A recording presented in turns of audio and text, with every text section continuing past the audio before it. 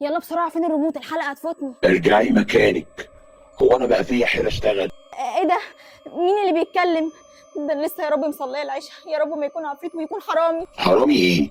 هو انت حد يعرف غيرنا ولا حيلتك حاجه يا مي؟ مي؟ وكمان عارف اسمي؟ بقول لك ايه، هو الصوت كده شكله جاي من التلفزيون.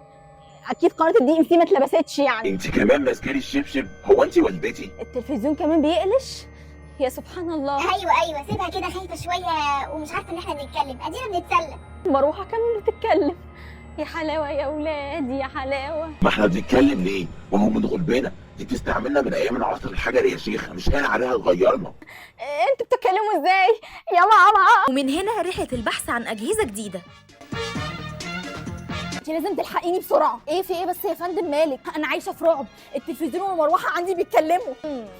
حضرتك مش اول حاله، قصدي مش اول عميله تيجي تشتكي ان الاجهزه القديمه عندها بتتكلم يا فندم. كويس يا فندم ان حضرتك اخترتي شركه الوطنيه للاجهزه الكهربائيه. احنا عندنا هنا عروض وخصومات الوايت فرايداي بتوصل ل 30%، وانا بقى كمان بحب العروض والخصومات.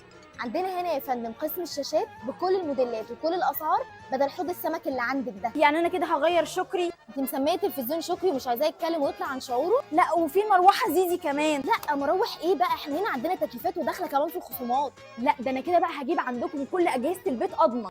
عندنا هنا بوتاجازات وثلاجات في كل الرفايع هنا في الوطنيه بس هتلاقيها. طب بما اني حكيت لك على شكري ومدام زيزي وخلاص بقينا اهل، مفيش بقى تقسيط ليا؟ ايوه طبعا يا فندم في تقسيط. حضرتك كمان تقدري تقسطي بسعر الكاش لمده 18 شهر بس، كمان مع فاليو لمده 12 شهر، ومع امان من 6 شهور ل 24 شهر مع بنك مصر او البنك الاهلي او بنك سي اي بي، ده لما تشتري من منتجات العربي. كده مي مبسوطه.